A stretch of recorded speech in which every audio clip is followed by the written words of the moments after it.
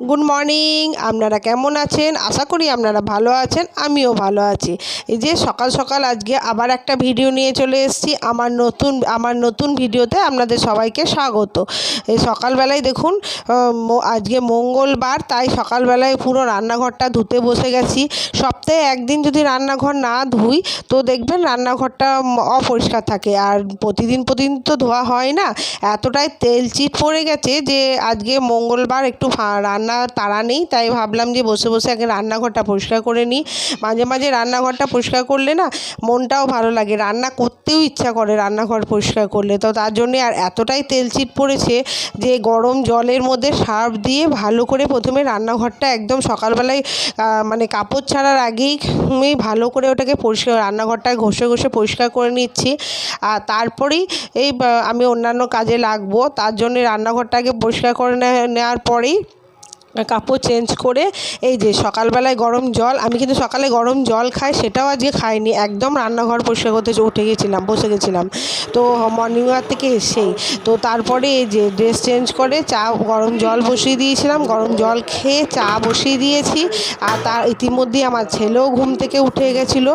ছেলেকে এসেই morning walk থেকে এসেই ছেলেকে ঘুম থেকে উঠিয়ে দিই। তো ছেলে ঘুম থেকে উঠে গিয়ে ব্রাশ করে জল খেয়ে পড়তে বসে গেছে, তাই আমিও চাটা করে মা ছেলেতে দুজনা লিকার চা নিয়ে বসে গেছি। আর সকালবেলায় কিন্তু আমরা দুধ চা খাই না, লিকার চা খাই। তো এই যে ছেলে পড়তে বসে, এই যে মা আর মেয়ে, আজ মঙ্গলবার, পুজো হয়ে গেছে, চান হয়ে গেছে, পুজো দিয়ে চলে এসেছি।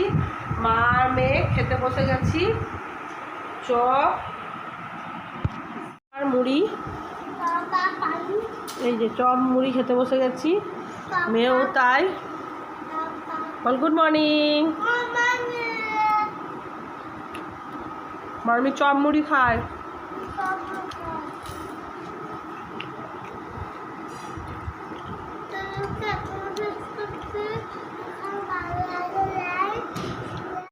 ঘড়ির কাঁটা এখন বাজছে একটা, পুরো একটা বাজছে। এবার আমি রান্না বসাবো। এই যে ভাত বসিয়েছি, এখন বাজছে একটা। এবার আমি রান্না বসাবো।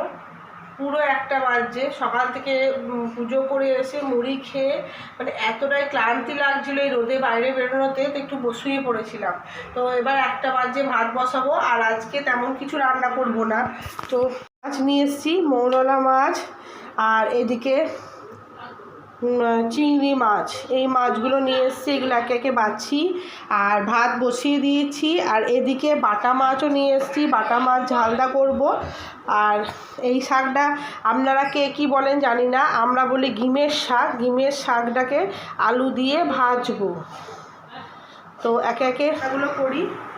অনেকটাই বেলা হয়ে গেছে, একটা বাজছে। আর মেয়েটাকে কোনো স্নান করানো হয়নি, ছেলে একটু হোমওয়ার্ক করবে।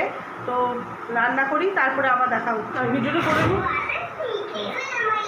আমার রান্না হয়ে গেছে, রান্না কমপ্লিট, বাজছে দুটো। আর মুখে দেখুন বেসন আর দুধের সর মিশিয়ে মেখেছি। আর আজকে রান্না সিম্পল করেছি। রান্না হয়েছে এই যে ডিমের শাক আলু দিয়ে ভেজেছি, আর কুমড়ো ফুলের পেঁয়াজি করেছি, আর কুমড়ো ফুলের পকোড়া, বাটা মাছের ঝোল, আর কালকেকার ঢেঁড়স ভাজা আছে, আর সাদা ভাত, আর ভাতে আলু দেওয়া আছে। এখানে পেঁয়াজ লঙ্কা ভেজে রেখেছি, পেঁয়াজ লঙ্কা দিয়ে মাখবো আলুটা। তো আমার ছেলে মেয়েদের খাওয়াই। এখন বাজছে দুটো, অনেকটাই বেলা হয়ে গেছে। ছেলে মেয়েদের খেতে একটু রূপচর্চা করতে বসেছি। কিছুদিন হলেই ওর কাছে যেটা শুনেছি সেটা একটু চর্চা করছি। হইতে পারছে 7টা, আমাদের এখানে মেলা বসেছে, তাই সেই মেলা ছেলে মেয়েদেরকে নিয়ে ঘুরতে যাচ্ছি। আর এই যে মেয়েও রেডি, আর ছেলেও দিকে গ্যাস স্কুটিটা বার করছে। তো মেলাটা দেখে আসি, ঘুরে আসি।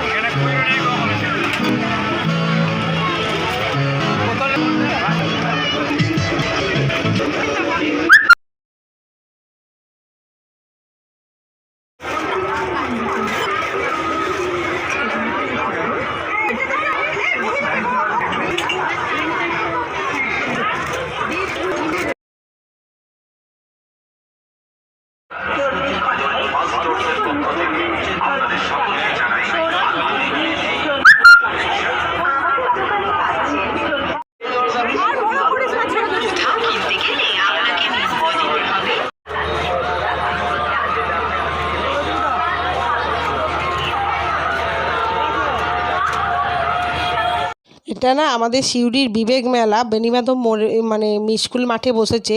প্রত্যেক বছরই এই মেলাটা বসে। আর আমার মেয়ে দেখবেন প্রত্যেকটা ভিডিওতেই দেখায়, আমার মেয়ে কিন্তু যেখানেই মেলা বসে এই গোল গোল ঘুরুনিগুলো দেখে, সেখানেই আমার মেয়েকে চাপাতেই হবে, এতটাই মজা পায় ও চাপতে। আর সব বাচ্চাই পায়, সে আমার মেয়ে বলে নয়, সবাই। আর এত আনন্দ পাচ্ছে দেখুন মেলাতে।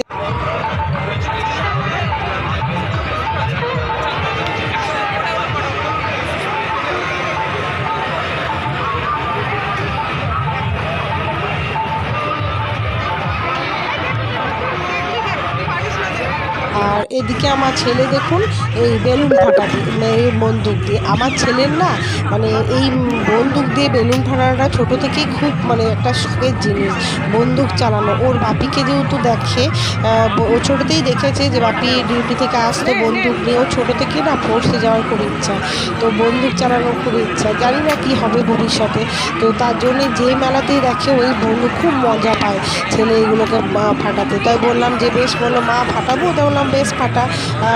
20 টাকায় 6টা বেলুন ফাটানো, তাতেও ওর মন পোষায়নি। তাই বললাম বেশ 20 টাকা ফাটা, আবার বাপি আসবে তখন ফাটাবি। মেলা থেকে চলে এসেছি, মেলার কিছু জিনিস কিনেছি। কী কী দেখবেন? এই যে একটা আইসক্রিম বানানো স্টিক, আইসক্রিম বানানো, এই একটা সংসারের জিনিস,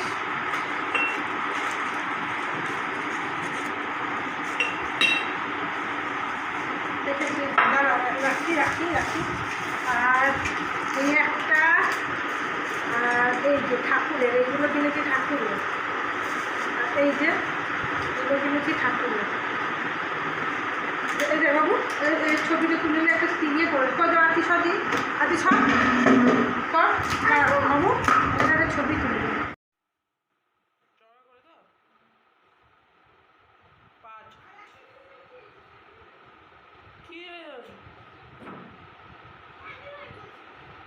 আর এই যে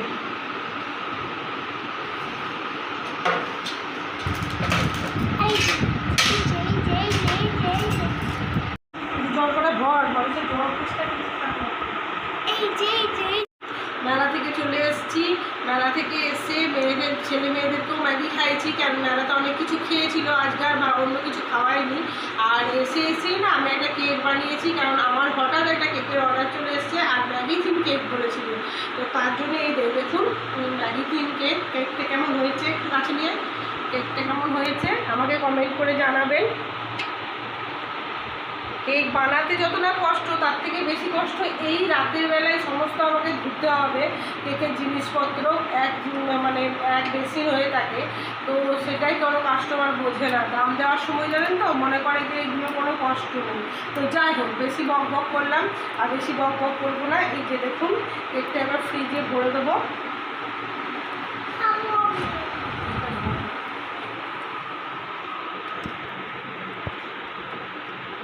বন্ধ হচ্ছে না,